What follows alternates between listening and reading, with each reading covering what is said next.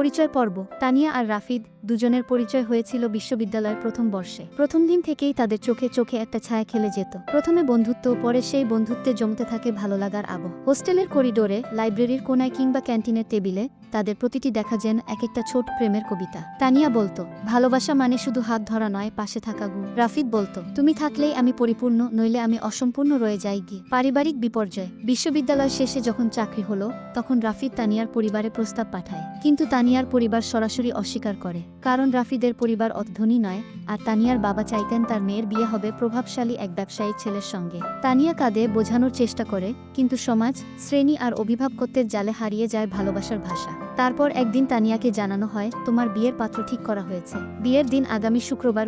তানিয়ার মনে সেই দিন যেন সবকিছু থমকে যায়। সে ভাঙে, কিন্তু প্রকাশ করে না। মুখে একরাশ চুপ, ভেতরে তীব্র এক যুদ্ধ। বিয়ের দিন। বিয়ের দিন ছিল এক অপূর্ব সাজের দিন। তানিয়াকে লাল বেনারসিতে সাজানো হয়েছে। মুখে প্রসাধন, কপালে টিপ, হাতে চুড়ি, সবকিছুই যেন পারফেক্ট। কিন্তু ভিতরে ছিল এক অপূর্ণতা, এক অস্বস্তি, এক অসমাপ্ত গল্পের কান্না। বিয়ের মঞ্চে বসে থাকা অবস্থায় তার চারপাশে মানুষের কোলাহল, হাসি, আলোর ঝলকানি, কিন্তু তানিয়ার চোখে কেবল একটাই মুখ, রাফিদ। হঠাৎ তার চোখে পানি চলে আসে। কেউ দেখে না, কারণ সেটা সাজের নিচে ঢাকা পড়ে যায়। কিন্তু তানিয়ার ভেতরে তখন ঝড় বইছে। সিদ্ধান্ত। যখন কবুল বলার জন্য কাজী সাহেব প্রস্তুত হন, তখনই ঘটে যায় অবিশ্বাস্য ঘটনা। তানিয়া হঠাৎ চেয়ারে উঠে দাঁড়ায়। সবার চোখ বিস্ময়ে বড় হয়ে যায়। সে চেয়ে থাকে সবার দিকে, তারপর বলে, আমি কারো কথা না শুনে এতদিন মুখ বুজে থেকেছি, কিন্তু আজকের দিনটা আমার জীবনের সবচেয়ে গুরুত্বপূর্ণ দিন, আর আমি এই দিনটাকে ভুল মানুষ দিয়ে শুরু করতে চাই না। সবাই স্তব্ধ। তানিয়া নিকট আত্মীয়দের চমকে দিয়ে বিয়ের মঞ্চ থেকে সোজা ছুটে বেরিয়ে আসে, সবার সামনে, আলোর ঝলকানির মাঝে। ভালোবাসার কাছে ফিরে যাওয়া। রাফিদ তখন দূর থেকে খবর পেয়েছিল তানিয়ার বিয়ের। সে ভেঙে পড়েছিল, নিজেকে কনভিন্স করছিল তানিয়া হয়তো ভুলে গেছে তাকে। কিন্তু হঠাৎ বাড়ির গেট খুলে তানিয়া দৌড়ে এসে রাফিদের সামনে দাঁড়ায়। মুখে ক্লান্তি, চোখে জল, কিন্তু কণ্ঠে আগুনের সাহস। তানিয়া বলে, আমি তোমাকে ছাড়া কিছুই চাই না। তুমি যদি আমাকে গ্রহণ করো, তবে আজকেই আমি তোমার হব, সারা জীবনের জন্য।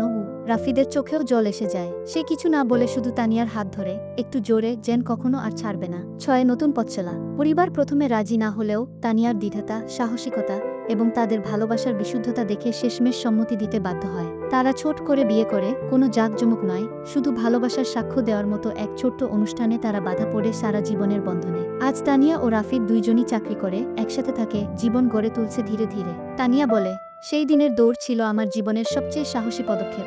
আমি পালিয়ে যাইনি, আমি ফিরে গেছি সেই ভালোবাসার কাছে, যেটা সত্যি ছিল।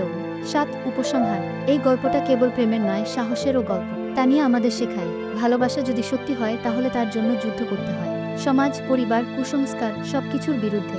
ভালোবাসা মানে নিজেকে হারিয়ে ফেলা নয়, বরং নিজেকে খুঁজে পাওয়া।